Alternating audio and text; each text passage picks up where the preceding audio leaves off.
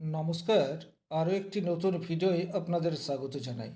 আমি প্রত্যেকটি কমেন্ট অত্যন্ত মনোযোগ সহকারে পড়ি এবং ম্যাক্সিমাম কমেন্টের রিপ্লাই দেওয়ার চেষ্টা করি। তবে সবসময় সময় অভাবে হয়তো সময় মতো রিপ্লাই দিতে পারি না। আজ এমন একটা বিষয় নিয়ে আলোচনা করব যে বিষয়টি সম্বন্ধে আপনাদের অনেকেরই প্রশ্ন রয়েছে। এর আগে আমি এই খাতটির উপর ভিডিও আপলোড করেছিলাম এবং সেখানে বলা হয়েছিল অবৈধ প্রণয় রেখা হাতের কোন জায়গাতে থাকে। এই ভিডিওটি অনেকেই দেখেছেন এবং এই ভিডিওটিতে কমেন্ট রয়েছে আমি যে বুধ ক্ষেত্রে রেখাগুলি নিয়ে আলোচনা করেছি আদতে সেই রেখাগুলিকে মেডিকেল লাইন বলে। এই বিষয়ে কিছু মানুষ কমেন্টও করেছেন এবং কিছু মানুষ আমাকে সরাসরি ফোন করেছেন বা হোয়াটসঅ্যাপেও মেসেজ করেছেন। তাহলে আজকে এই ভিডিওটির মাধ্যমে ক্লিয়ার আলোচনা করার চেষ্টা করব বুধ ক্ষেত্রে কোন রেখাগুলিকে আপনি মেডিকেল লাইন বা মেডিকেল রেখা বলবেন আর কোন রেখাগুলিকে আপনি অবৈধ প্রণয় রেখা বলবেন। এই ভিডিওটি একটু গম্ভীর প্রকৃতির হতে যাচ্ছে, আপনাদের সবার যে খুব ভালো লাগবে তা নাও হতে পারে, তবে অ্যাকচুয়ালি যারা হস্তরেখা বিষয়ক ভিডিও প্রতিনিয়ত দেখেন তারা এই ভিডিওটি দেখলে উপকৃত হবেন, এ বিষয়ে কোনো ডাউট নেই। এই ভিডিওটিতে পরিষ্কার আলোচনা করব মেডিকেল লাইন কোনগুলি এবং অবৈধ প্রণয় রেখা কোনগুলি, যাতে আপনারা খুব সহজেই বিষয়টি বুঝতে পারেন। চলে আসছি মূল আলোচনায়। সবচেয়ে প্রথমে যে বিষয়টি বলবো, আপনারা একটা বিষয় খেয়াল করবেন, যাদের হাতের হৃদয় রেখা এই রূপ চলে গেছে অর্থাৎ বাঁক নিয়ে শনি পর্ব পর্যন্ত পৌঁছে গেছে, তাদের হাতে যখনই এই ধরনের একটি আঁকা বাঁকা প্রচুর রেখা বুধ ক্ষেত্রে দেখতে পাওয়া যাবে, ছোট ছোট রেখা, এই রেখাগুলিকে কিন্তু ডেফিনেটলি অবৈধ প্রণয় রেখা বলা যেতে পারে। এদের কিন্তু বিবাহের আগেও ইললিগেল রিলেশনে জড়িয়ে পড়তে পারে অথবা বিবাহের পরেও কোনো অনৈতিক সম্পর্কে জড়িয়ে পড়তে পারে। একজ্যাক্টলি এই জায়গাটি আপনাদেরকে খুব ভালোভাবে বুঝতে হবে। প্রথমেই দেখে নেবেন হাতের হৃদয় রেখা। হৃদয় রেখা যদি অনেকটা এইরূপ বাঁক নিয়ে শনি পর্ব পর্যন্ত পৌঁছে যায় এবং আপনার বুধ পর্বে আঁকা বাঁকা এই ধরনের ছোট বড় অসংখ্য রেখা দেখতে পাওয়া যায়, এই রেখাগুলিকে কিন্তু কখনোই মেডিকেল লাইন বলা হবে না। এই রেখাগুলি ডেফিনেটলি অবৈধ প্রণয় রেখা বা এক্সট্রা ম্যারিটাল অ্যাফেয়ার্স লাইন। এখন এই যে এক্সট্রা ম্যারিটাল অ্যাফেয়ার্স লাইন নিয়ে কথা বলছি, এটা শুধুমাত্র এই জায়গাটি দেখলেই বলা যাবে না, তার সাথে সাথে হাতের কম্বিনেশন দেখতে হবে, শুক্রের ক্ষেত্র দেখতে হবে, শনির ক্ষেত্র দেখতে হবে, রাহুর ক্ষেত্র দেখতে হবে। কারণ রাহু আমাদের মনের ডিজায়ার এইটিকে অতিরিক্ত মাত্রায় বাড়িয়ে দেয়, অর্থাৎ কামনা বাসনার কারক গ্রহ সেটি হচ্ছে রাহু। এখন আপনার যদি রাহুর ক্ষেত্রটি অত্যন্ত শুভভাবে থাকে অথবা আপনার হাতে এই ধরনের অবৈধ প্রণয় রেখা রয়েছে আর আপনার হাতে শনির ক্ষেত্র অথবা বৃহস্পতির ক্ষেত্র অত্যন্ত বুস্ট অবস্থায় রয়েছে, সেক্ষেত্রে কিন্তু এই রেখাগুলি আপনাকে দুশ্চিন্তার মধ্যে ফেলবে না বা এই রেখাগুলি আপনাকে কোনো অবৈধ রিলেশনে জড়াবে না। কারণ শনি সংযমের কারক গ্রহ আর দেবগুরু বৃহস্পতি যদি শুভভাবে থাকে তাহলে আপনার মধ্যে লিডারশিপ কোয়ালিটি বুস্ট হওয়ার সাথে সাথে আপনি অত্যন্ত সম্মান প্রিয় হয়ে উঠবেন, কিছুতেই আপনার ইমেজ আপনি নষ্ট করতে চাইবেন না। সুতরাং আপনার মনে যদি সুপ্ত বাসনা তৈরি হয়েও যায়, কোনো একটা অ্যাট্রাকশন যদি আপনার জীবনে চলেও আসে, তাহলে সেটাকে কিন্তু খুব অল্প দিনের মধ্যেই বা অল্প সময়ের মধ্যেই আপনি নিজে নিজেই কন্ট্রোল করতে পারবেন।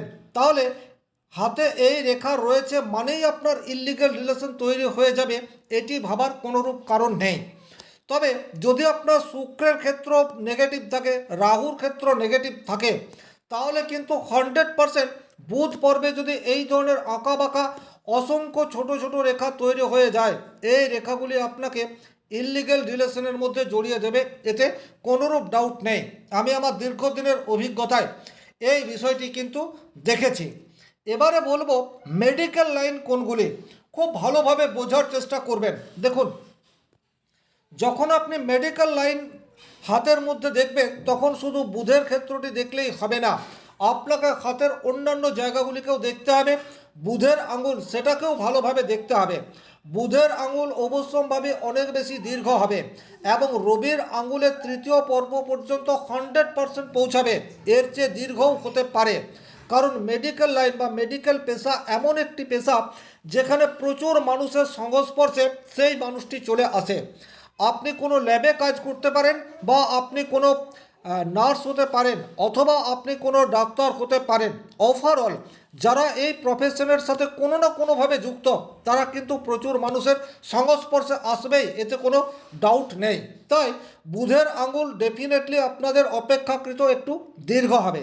তারপর আপনার হাতে যদি ভাগ্যরেখা থাকে, সেক্ষেত্রে ভাগ্যরেখা অবশ্যই চন্দ্রক্ষেত্র থেকে উত্থিত হয়ে থাকবে।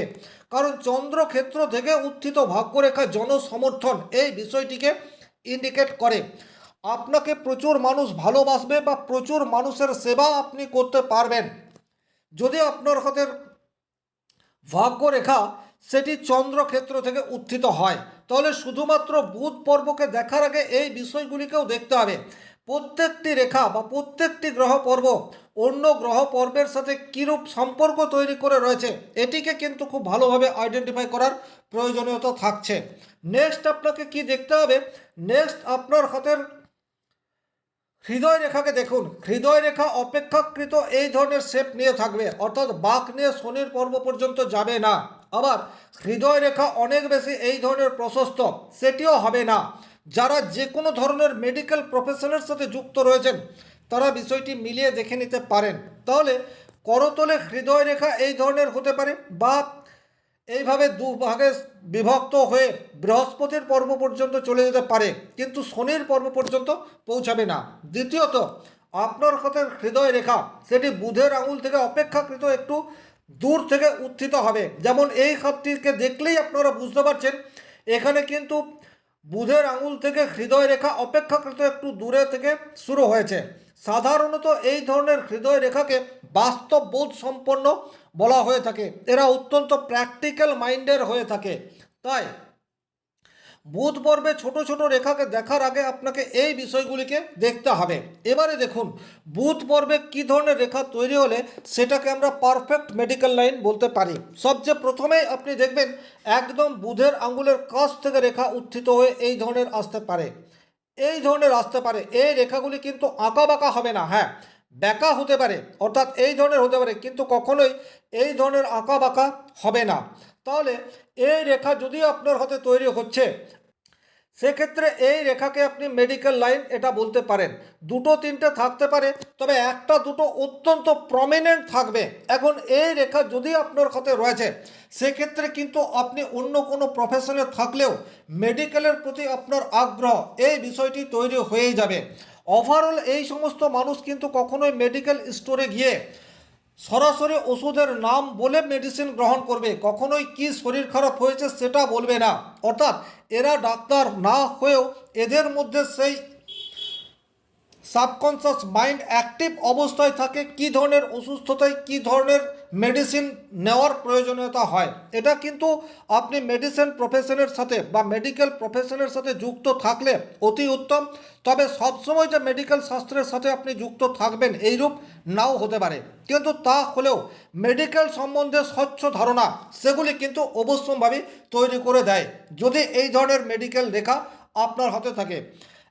সেক্ষেত্রে কিন্তু আপনি ডাক্তার হতে পারেন, ল্যাবে কাজ করে সুনাম অর্জন করতে পারেন, এমআর বা মেডিকেল রিপ্রেজেন্টেটিভ এটাও হয়ে উঠতে পারেন।